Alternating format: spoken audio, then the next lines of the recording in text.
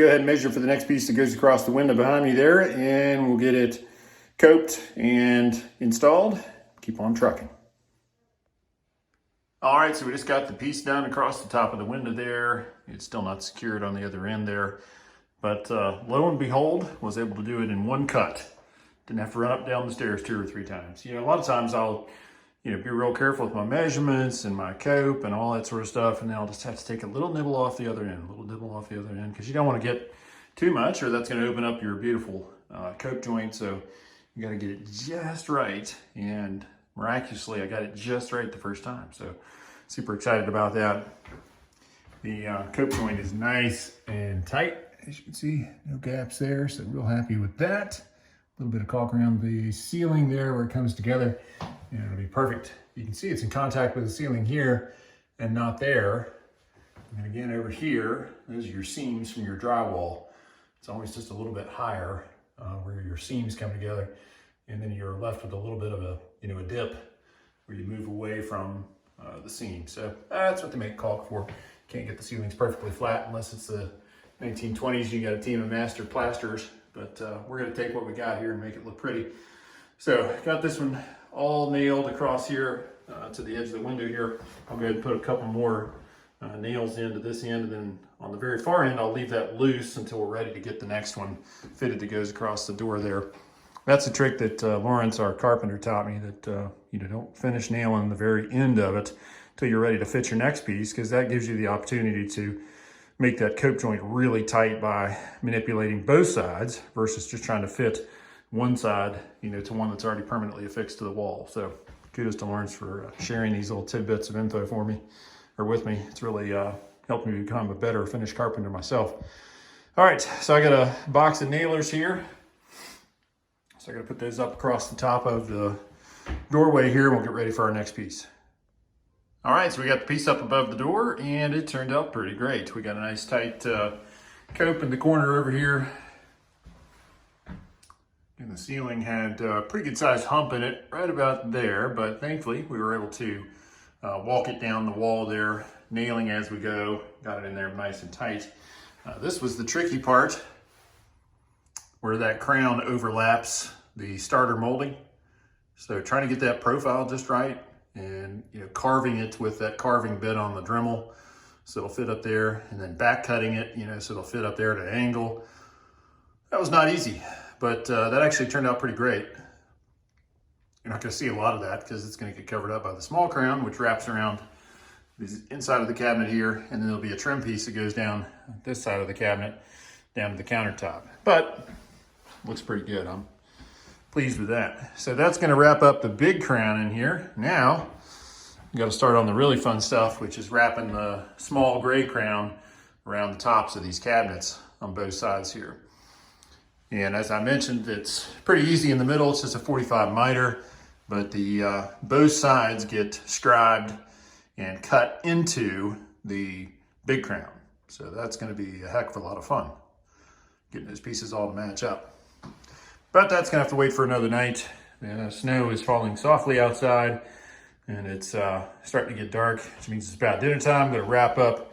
Gotta work again tomorrow, so I'm gonna go ahead and wrap up for this evening, put the tools away, and go ahead and knock some more of this out tomorrow, hopefully. All right, so we're working on getting the last 4 pieces of crown installed, and I'm over here working in this corner.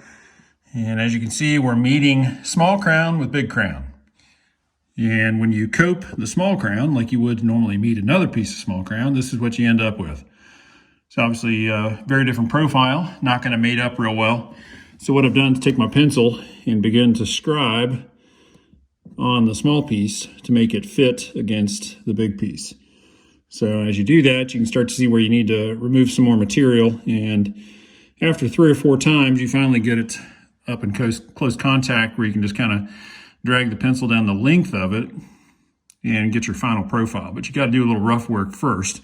So I'm going to take this back downstairs outside to the grinder, remove some of this material, and then come back up here, and we'll continue to remove a little bit more until we get it pretty tight. Now I've left it long here on this end because I want to make sure I got plenty of length once we get this done. So, but I've already got a 45 miter cut here. So I'm going to back downstairs and remove a little more material, and we'll come back up here and see what we got to deal with. All right, so after 5 or 6 trips up and down the stairs trimming this thing out, I got it in there pretty tight. Most of that dark you're seeing is pencil line, that's not a gap. But I just kept scribing and trimming and shaving and whittling and sanding and everything, and finally got it fitting up there against it nice and tight. Now, one issue I ran into was that when I originally fit my test pieces up in place, the bottom of the crown was clear down at the bottom of this raised detail on the starter molding. And originally when I had fit it, I thought it was going to hit somewhere like there, give us about a 1/4 inch reveal. But actually when I put these angles together, when I cut it on a traditional 45, with a 45-degree spring angle on our miter saw, it was actually sitting right flush, right at the edge of this raised detail. So that wasn't going to work. So rather than having to get some smaller crown or do something different with the starter mold, take it off, recut stuff, all would have been a huge pain in the butt, I decided to go ahead and change the spring angle. So I found a nifty calculator online and changed the spring angle to 50 degrees, which rotated this crown up just enough that it was able to give us about 3/8 of a reveal there. And then it looks real nice once you press it up against the crown on the other end here. It solved our issue, and it's going to work down there too. I double checked it, and so that's going to work on both sides. So thankfully there was a calculator out there for changing the spring angle on this stuff, and it was a pretty easy, just plug and chug, plug the numbers in there, and then I reset my saw and custom cut this thing so that it would come together. I'm going to work on the other side now, and then we'll cut them both to length, get them joined with a miter here.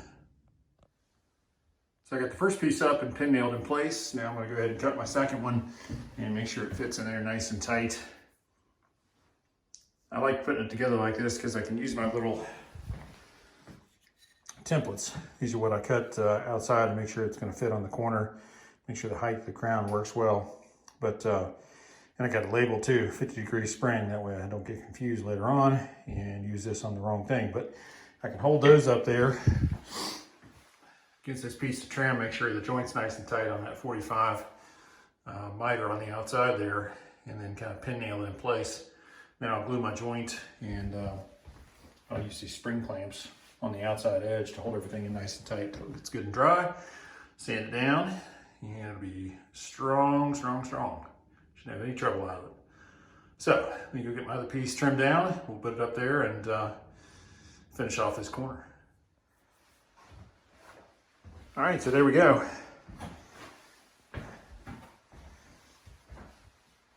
Got it clamped on the outside there. We glued the miter joint,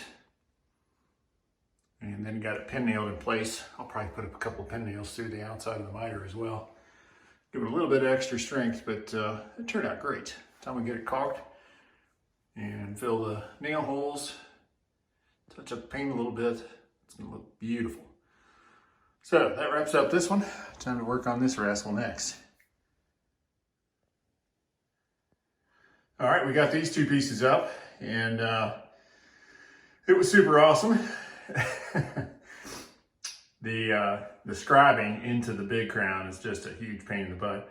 Running up and down the stairs 14 times, trying to get everything just right. But if you take your time and nibble away at it just a little bit, it turns out really, really nice. So I'm very pleased with the way it turned out.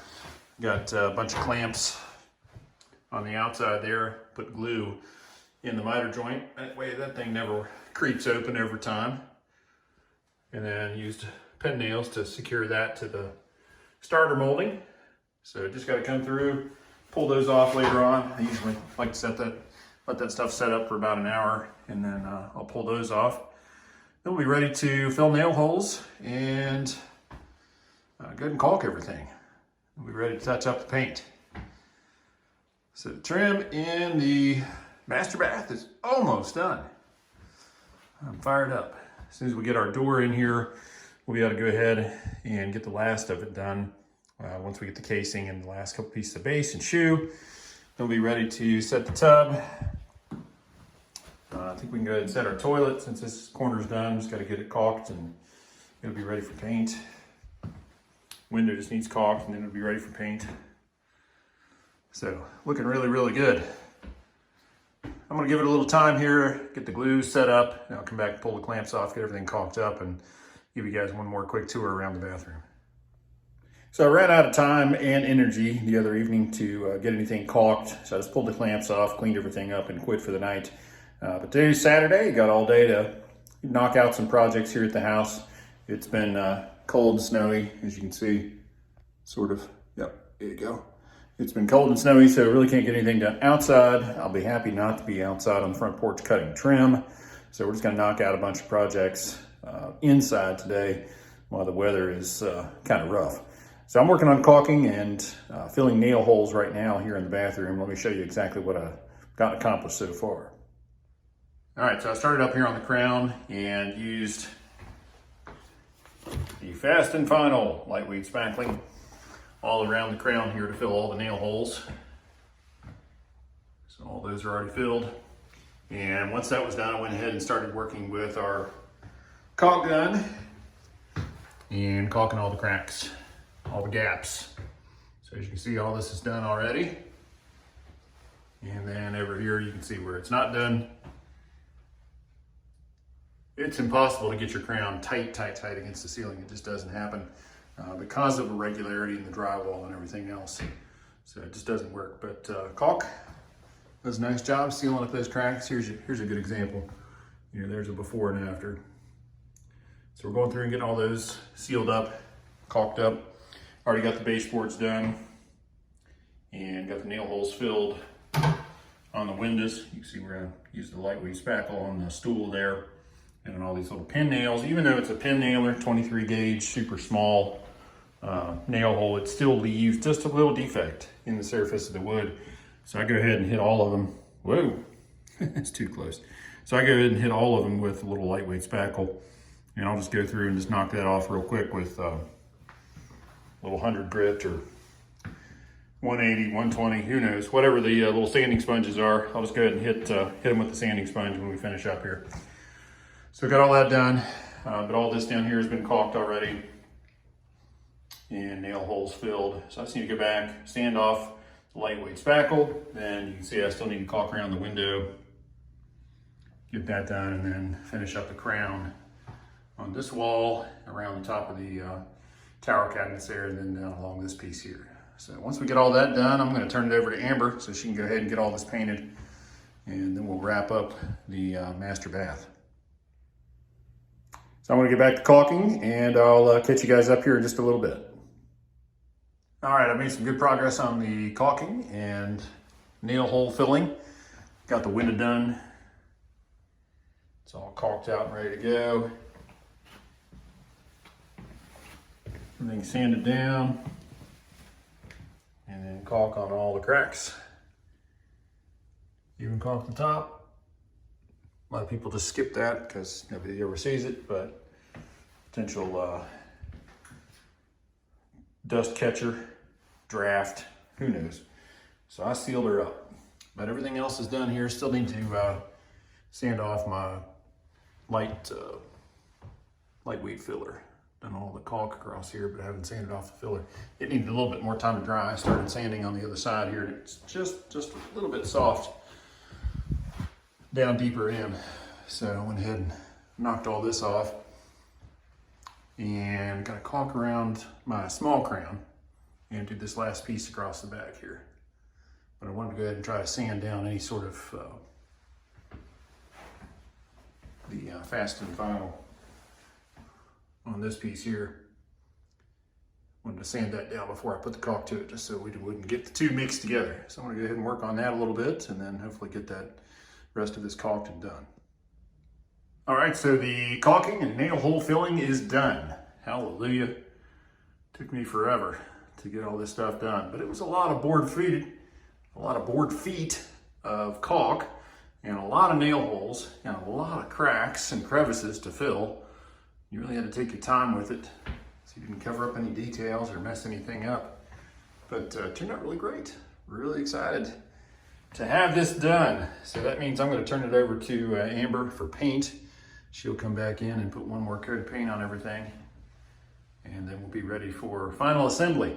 We did end up getting some new mirrors. So we're gonna put in some different mirrors up there. The lighting, I'm not sure. I have to check with the boss lady about that. It may be staying.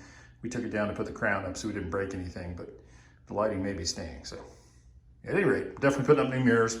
And then we gotta get our doors in, and then we'll do the final assembly on that trim. And then we can finally set the tub, and then it'll be done. So it's been a long time coming, getting this master bath together, but I think it turned out really great. Well, thank you all for hanging out with us on this episode of Woodmere Estate Revival. That's going to do it for now. We've got lots more projects coming up, so be sure to hit that subscription button so you don't miss a single episode.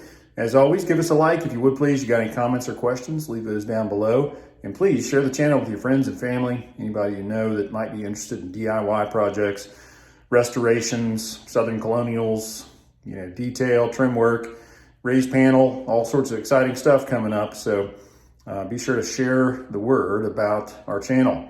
We'll be back again real soon with another episode. You guys take care, and we'll see you soon. Thanks. Bye-bye.